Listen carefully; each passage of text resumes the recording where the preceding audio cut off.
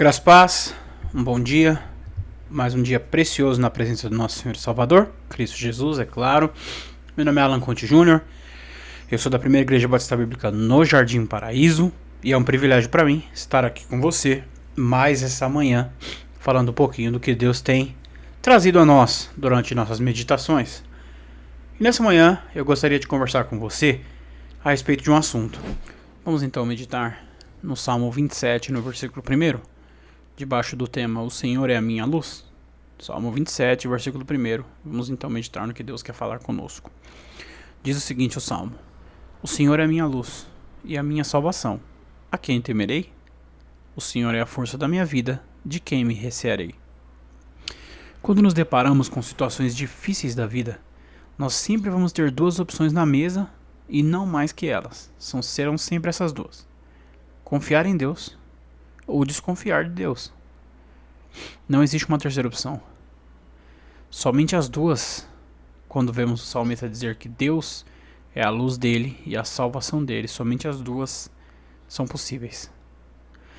Porque tudo que não é em Deus é fora de Deus. Significa aqui, no nosso texto propriamente dito, que o salmista sabia que onde ele fosse não existiriam trevas que pudessem sufocar a luz que existia nele, nem alguém que o pudesse tirar das mãos de Deus, uma vez que ele havia se entregado a Deus. Então ele corajosamente fala: a quem temerei? Realmente, quem nós deveríamos temer debaixo da proteção de Deus? Ninguém, pois Deus é soberano sobre tudo e sobre todos. Como poderíamos nós que fomos justificados por Ele temer realizar algo, temer alguém ou situação, quando o Senhor nos manda até aquela pessoa, até aquele lugar, ou fazer alguma coisa? Infelizmente, nós somos apegados demais às nossas vidas. Esquecemos que a morte não é mais um fim, mas um avião. Ao morrermos, nós entramos nesse avião e voltamos para a nossa terra natal. Deixamos o mundo para trás e vamos até o encontro do nosso Cristo. Acabamos uma carreira de felicidade, mas com sofrimento. Alegria, mas com dor.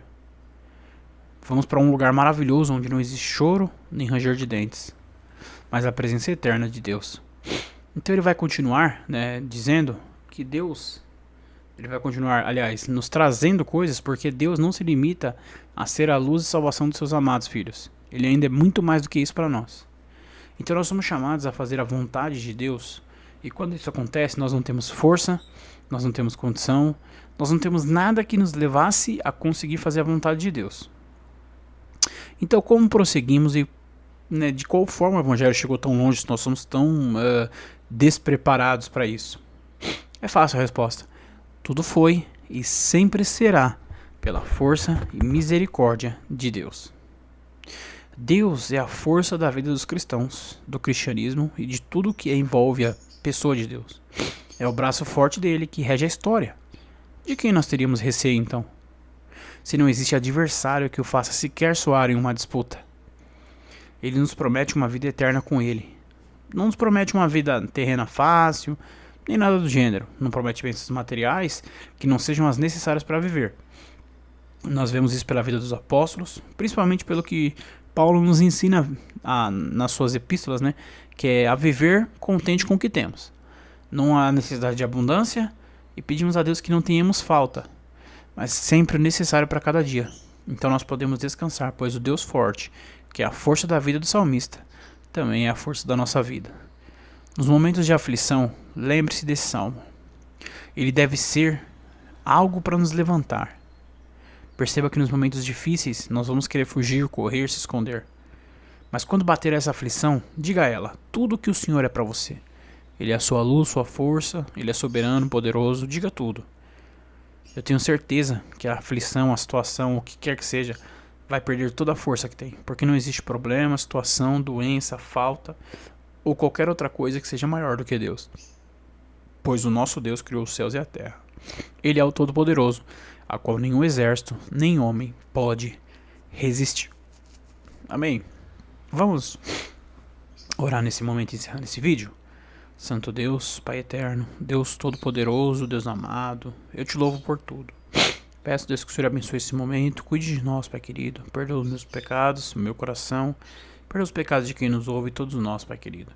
Que sempre nos lembramos que o Senhor é nosso maior tesouro e que possamos fazer sempre tudo para a Tua honra e Tua glória, Pai. Que nossos corações se lembrem das Tuas palavras nos momentos de aflição e que demos glórias ao Teu nome em todo momento. Obrigado por tudo, peço perdão pelos meus erros e meus pecados. Te louvo por ser tão bom, por Jesus. Amém. É isso aí. Agradeço pela sua companhia. Que Deus te abençoe, te dê um bom dia. Que Ele realize os seus planos e sonhos de acordo com a vontade dele. É isso aí. Falou. Fica com Deus.